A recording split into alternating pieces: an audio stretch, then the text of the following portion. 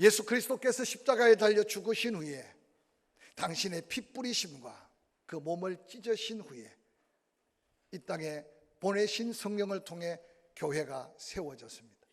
그래서 이 땅의 교회들은 크기나 모양이나 교파나 다양한 이름은 가졌지만 그 교회의 주인은 바로 예수 그리스도시고, 그 교회를 통해 하나님은 끊임없이 땅끝까지 복음이 전해져서 하나님의 영광을 이 땅에 마음껏 드러내기를 원하시는 것이 교회를 세우신 교회의 주인 되신 예수 그리스도의 마음인 것을 우리는 익히 기억하고 알 것입니다. 예수님이 이 땅에 처음 예루살렘 교회가 세워진 이후 바울과 여러 전도자들을 통해 곳곳에 교회들이 세워지기 시작했습니다. 그때 예수님을 뜨겁게 사랑했던 사도 요한에게 세월이 지나가면서 조금씩 변질되고, 세월이 지나가면서 조금씩 그리스도의 마음에 합당치 않은 교회의 모습들을 바라보면서 아시아 존에 있는 7 교회들을 대표적으로 부르시면서 예수 그리스도의 말씀을 증거한 계시의 말씀이 요한계시록 2장 3장에 기록되어 있습니다.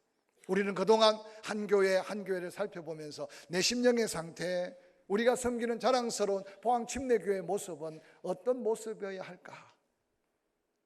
이 가을에 땅에 심은 것 열매를 거둘 줄 알고 투자한 것 이익을 남기려고 몸부림치는 우리의 삶의 현장에 내 생명을 구원하시고 내게 준 거룩한 사명, 내게 준 약속의 축복들이 얼마나 영적으로 열매 맺어지고 그게 삶에 얼마나 풍성한 감사로 이어지는가 바라보시고 세워보기를 원하는 하나님께서 다시 한번 우리의 심령을 도전하는 시간을 갖습니다.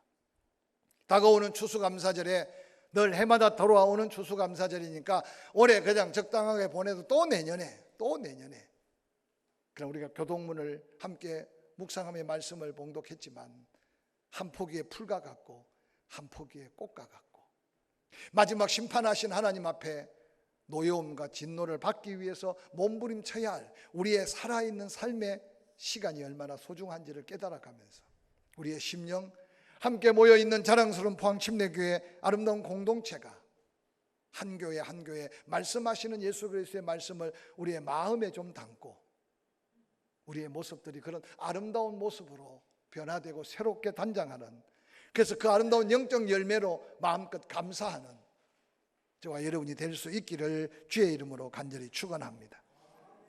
이 초대 7개 교회가 자리 잡고 있는 나라는 우리가 너무나 잘 아는 옛 이름은 터키고 지금은 그 이름 글자대로 읽어서 티르키예라는 이름으로 지구촌에 존재합니다. 남한보다 7.5배나 큰 나라입니다. 나라가 크다 보니까 그 나라의 대부분 국토는 아시아 서부 지역의 존에 거의 거쳐 있지만 그 동서쪽 끝쪽은 유럽과 연결되어서 동서를 연결하는 나라가 바로 이 티르키예입니다. 이 나라의 주요한 관광지는 여러분 많이 보았을 겁니다. 이스탄불, 그 다음에 가파도기아, 에베소, 파묵갈레, 지중해 주변의 도시들마다 로마의 흔적들과 그 도시의 문화를 보여주고 있습니다. 특별히 노아의 방주가 머물렀다고 하는 동북쪽의 아라랏산, 아브라함의 고향인 화란도, 또 복음이 이방인에게 전달된 비시옥 안디옥, 사도 바울의 고향 다소가 있는 곳이 바로 오늘의 티르키예입니다. 우리가 살펴보고 있는 요한계시록 7교회도 당연히 이곳에 유적지로 산재해져 있습니다. 오늘 우리가 함께 살펴볼 4대 교회가 자리 잡은 4대는 그 이름 뜻이 남은 자라는 뜻의 이름입니다. 4대. 두하티라에서 남쪽으로 약 48km 떨어진 앞에는 강, 뒤에는 산기슭. 그래서 지리적으로 상당히 방어 체제가 좋은 난공불락의 위치다, 그렇게 이해하면 도움이 될 겁니다. 그 도시의 위치 때문에 한때는 4대가 리디아 왕국의 수도로 자리 잡기도 했고, 페르시아 제국이 지중해 근동 지역을 다 제패할 때 소아시아 지역을 관할하는 수도로 4대가 사용될 정도로 유명한 도시입니다. 특별히 4대는 AD 17년 대지진으로 인해서 로마가 세워놓은 역사적 유물들이 한꺼번에 다 무너져서 초토화가 되어버렸습니다. 그래도 그 도시의 명성을 알기에 로마 아우구투스 황제의 지원으로 다시 도시가 재건설되었습니다. 특별히 4세기경 로마가 기독교를 국교로 공인할 때 그 사대에 자리 잡은 웅장한 아르데미스 신전을 성도들이 모여서 하나님을 찬양하는 예배의 처소로 사용할 정도로 교회가 엄청나게 부흥되었고, 모든 우상을 타파하고 우상의 그 신전에서 여호와께 예배를 드릴 수 있다는 것은 교회의 위상과 하나님의 영광을 한눈에 볼 수 있습니다.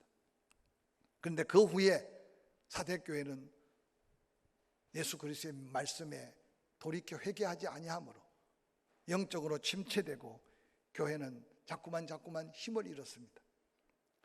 그래서 놀랍게도 초대교회, 사대교회의 흔적은 그 아르데미스 신전의 그 어마어마한 신전 기퉁이에 오늘날 교회에 꼭 목사님이 사는 사택이 붙어 있는 것처럼 그렇게 허물어진 사대교회의 존재를 발견하게 됩니다. 특별히 사대를 가리켜 당시의 사람들은 황금의 도시다라고 불렀습니다. 왜냐하면 사대에 유일하게 금이 많이 생산되었습니다. 뿐만 아니라 역사 속에 사대 지역에서 처음으로 지구촌에 금화가 만들어지고 금화가 사용되었다, 그렇게 이야기들 합니다. 그러므로 많은 성도들의 삶의 어떤 부귀영화의 모습을 한번 상상해 보시기 바랍니다.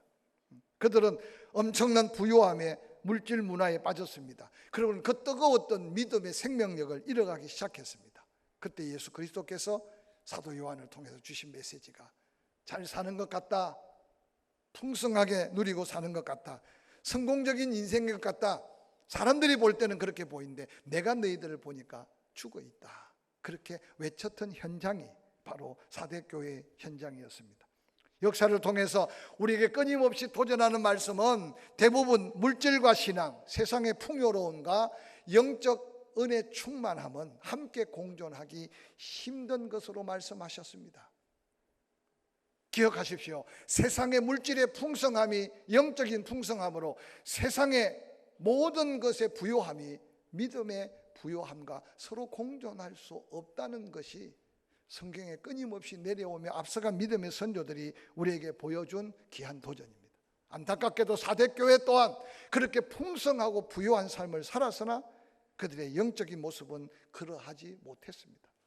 요한계시록 3장 1절은 이렇게 시작합니다. 사대교회 사자에게 편지하라. 하나님의 7영과 7별을 가지신 이가, 즉 교회를 당신의 손에 붙들고 운행하시는 하나님, 심판하신 하나님께서 말씀하신다. 내가 내 행위를 안다. 사람들이 너는 스스로 살았다는 이름을 가지고 있는 줄 생각하지만 내가 보니까 너는 죽어 있다 라고 하는 엄청난 도전의 말씀입니다. 예수 그리스도의 생명과 구원과 천국 시민과 성령의 역사가 강력한 교회가 죽었다는 말이 되겠습니까? 그러나 이 세상의 교회들에게 하시는 말씀, 예수 그리스도의 말씀이기에 우리는 칭찬 없이 책망과 도전만 있는 사대교회를 향한 예수 그리스도의 말씀은 먼저 우리가 듣고 우리 교회가 다시 한번 들어야 하고, 이 지구촌의 다양한 교회들이 다시 한번 이 말씀 앞에 자신을 돌아봐야 할 때 우리가 살고 있다는 사실을 기억하시기를 주의 이름으로 간절히 축원합니다.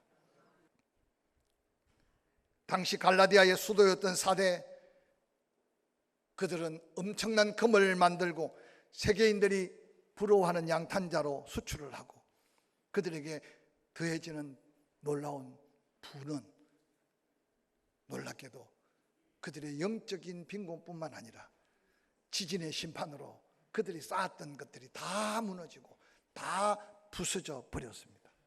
사대, 거창한 이름은 가졌고 당시의 소아시아 지역 교회들이 우르르 바라봤던 교회였는데 주님이 바라볼 때는 죽음의 교회였다는 사실입니다. 교회가 썩고 병들면 그 안에 있는 성도가 누가 살아있으며 교회가 썩고 병들면 그 지역의 사람들이 어떻게 살아날 수 있겠습니까? 세상에 물든 교회는 성령의 역사가 단절되고, 세상에 물들어가는 교회는 영혼들을 살릴 수가 없습니다. 그런데 교회 안에 권력, 명예, 부, 세상의 그 어떤 것에 마음을 빼앗기고 세상을 의지하고 살아갈 때 심령이 병들고, 그러한 심령들이 모인 교회는 주님이 보실 때 중병에 걸려 살아있는 모양 같으나 죽었다는 이 도전의 음성이 우리를 잠깐 스쳐가는 메시지가 아니라 다시 한번 깨어 우리의 삶을 다시 한번 도전하는 음성으로 들을 수 있기를 주의 이름으로 간절히 축원합니다. 예수님은 마태복음 6장 1절에 이렇게 말합니다. 사람에게 보이려고 그들 앞에 너희 의의를 행하지 않도록 주의해라. 형식적인 신앙, 모양만 가진 믿음으로 세상을 살지 말고 예수 그리스도가 바라볼 때 칭찬받고 살았다 인정받는 믿음으로 회복하라고 도전합니다. 오늘날 살아있는 것 같으나 죽은 자가 얼마나 많은지 모릅니다. 아니, 교회 밖에 당연히 그들은 살아있거나 죽은 자들입니다. 그러나 교회 안에는 과연 죽은 자가 없을까요? 전통과 율법에 많이 매여 형식적인 신앙생활을 하고 있는 사람이 없을까요? 신앙생활, 하나님을 믿고 예수 그리스도를 찬양하고 하나님께 영광을 돌리며 사는 것 같은데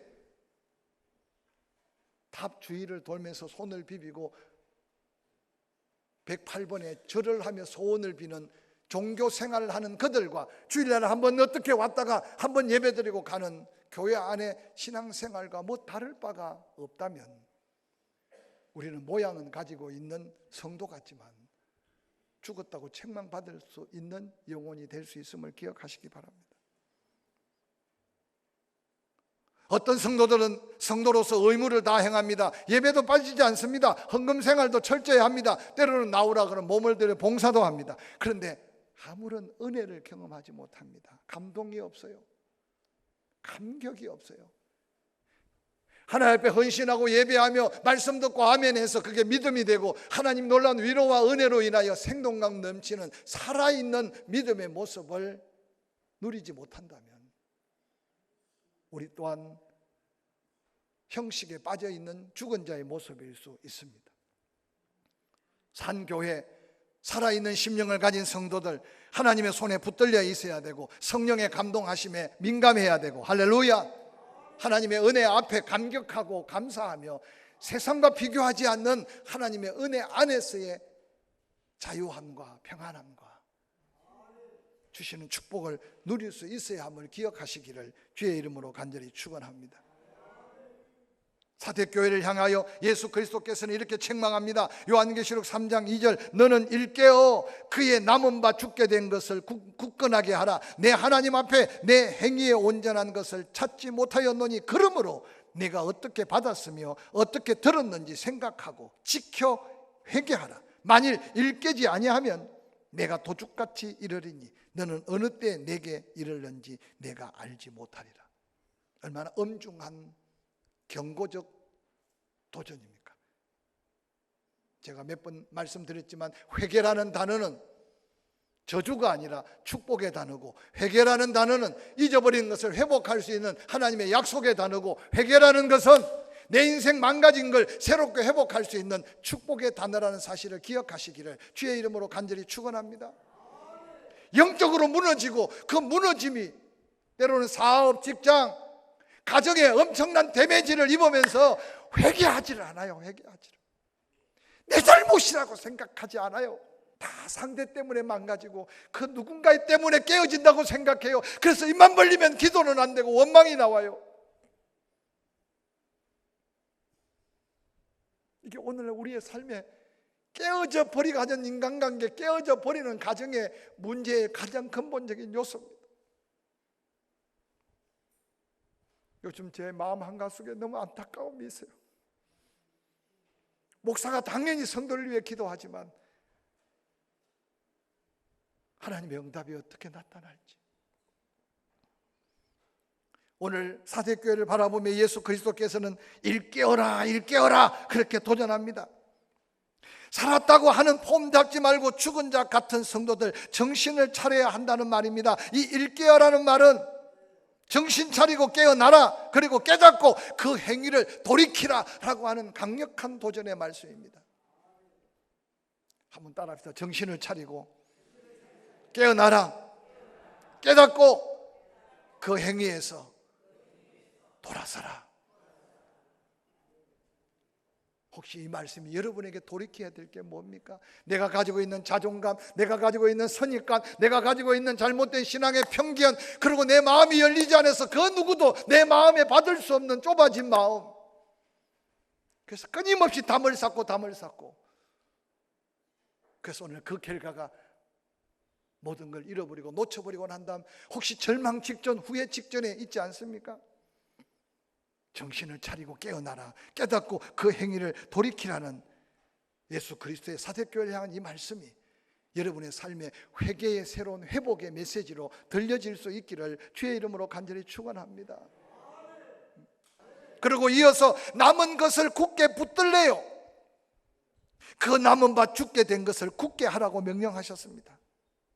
그 남은 바 죽게 된 것이 아직도 남아있다는 거예요. 이 말은 좀 더 어려운 말이었는데 다 망한 것 같고 다 끝난 것 같고 회복할 수 없는 것 같지만 그 가운데 아직도 그루터기의 작은 새순같이 변화될 수 있고 새롭게 될 수 있고 살아서 생명을 일으킬 수 있는 그 무엇이 있다는 거예요. 그걸 찾으라는 거예요. 그걸 붙들라는 거예요. 다시 소성케 되고 다시 회복해 되고 다시 새롭게 될 수 있는 것이 있다는 거예요. 하나님 여러분 생명을 부르기 전까지 포기하지 않기를 주의 이름으로 간절히 축원합니다. 오늘 많은 사람들이 법에 가면 모든 게 끝나는 줄 압니다. 지금 총회도 1,400명이 모여서 1차 투표를 했는데 16표 차이로 명함이 갈라졌어요. 얼마나 안타깝겠습니까? 패한 사람들은. 그래서 말을 꼬투리 잡고 지금 법에다가 가처분을 내가지고 총회가 끝나자마자 지금 변호사들에게 엄청난 돈을 주고 법정 싸움에 들어갔습니다. 이게 오늘 현실이에요. 목사들도 급한인데 교회들 어떻겠어요? 여러분의 인생을 판사한테 맡길 분은 늘 그곳에 드나드세요. 여러분의 인생을 제3자에게 맡기려거든 늘 그렇게 원망하고 낙심하세요. 그러나 지금까지 살아온 게 하나님의 은혜라고 생각하면 하나님은 죽은 자도 살리시고 할렐루야, 불가능을 가능케 하시는 하나님 앞에 설 수 있는 자라야 남은 걸 굳게 잡고 하나님 앞에 부르짖는 자가 되라고 하는 이 권면의 의미를 깨닫게 될 줄로 확실히 믿습니다. 사대교회는 죽은 자였어요. 그러나 놀랍게도 살아있는 그루터기가 그 속에 움트고 있는 걸 주님은 보셨어요. 그러고는 말합니다. 회개하라고. 회개하라고. 그러므로 네가 어떻게 받았으며 내가 어떻게 들었는지 생각하고 지키어 회개하라고 말씀하고 있습니다. 구체적인 회개의 방법 첫 번째, 어떻게 받았는가 생각해 봐라. 뭘 받았어요? 여러분 상처 있고 괴로우면요 받은 거는 생각 안 나요. 인간의 관계 속에요 지난날 아름다운 거는 기억이 안 나요. 마음 섭섭하고 괴롭고 힘든 것만 생각나는 것은 성령의 역사가 아니에요. 그런데 오늘 사대교회 성도들을 향해 말합니다. 받은 걸 기억해 봐라. 받은 걸 생각해 봐라. 그 받은 것은 하나님께 받은 은혜를 다시 한번 생각해 보라는 거예요. 초대교회 엄청난 박해와 삶이 피폐해진 교인들을 향해 베드로는 그렇게 위로합니다. 베드로 후서 3장 18절에 예수 그리스도의 은혜와 저를 아는 지식이 자라나기를 원한다. 우리의 영적인 힘, 우리를 새롭게 할 수 있는 힘, 우리가 살아 생명력이 있는 삶을 살 수 있는 힘은 하나님께 받은 은혜를 깨달아 알아서 그 은혜 안에서 감격하고 감사할 때 내 심령이 살아나고 하나님의 손에 붙들릴 수 있음을 기억하시기를 주의 이름으로 간절히 축원합니다. 이 한 주간 받은 은혜를 생각하라고 했는데 한번 생각해 보시기 바랍니다. 내 자식이 우연히 그렇게 살고 있고 내 손자 손녀들이 우연히 그렇게 잘 자라고 있고 내가 지난 한 주간도 내가 잘나서 우연히 그렇게 살아온 것처럼 생각하지 마세요. 여러분 주변에 어떤 사람은 땅을 샀는데 잘못 사서 팔 수도 없고 어떤 사람은 직장에 들어가면 그냥 또 잘리고 이유 없이. 아이를 낳았는데 바로 기도 제목이 쏟아지고. 그런데 그 가운데 가만히 찾아보면 생각할 게 있어. 받은 걸 생각하라는 이 말씀을 기억하고 여러분 안에 은혜에 대한 감격과 감사가 원망과 불평을 몰아내고 그 감격 속에 살아갈 수 있기를 주의 이름으로 간절히 축원합니다. 뿐만 아니라 회개하려면 어떻게 들었는지 생각해 보래요. 뭘 들었습니까? 여러분 지금 귀에 들린 말이 마음에 담겨 있는 게 무엇입니까? 대부분 말 때문에 상처를 주고받고 남아있는 것은 상처에 대한 말밖에 남아있지 않아요. 근데 오늘 사대교회를 향해 예수님은 그렇게 말해요. 뭘 들었는지 생각해봐라.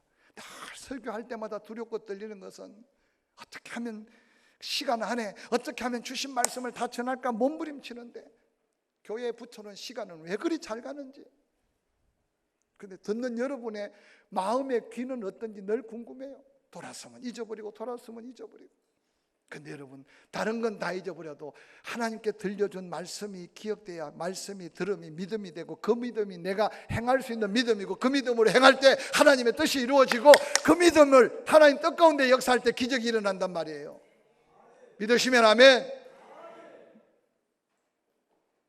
생각 안 나면 요즘 유튜브가 나와서 얼마나 감사한지 한번 다시 들어보고 교회 홈페이지 들어가서 좀 들어보고 그래서 자꾸만 여러분 들려온 말씀 앞에 내 심령이 회복될 때 회개할 수 있다는 사실을 기억하시기를 주의 이름으로 간절히 축원합니다.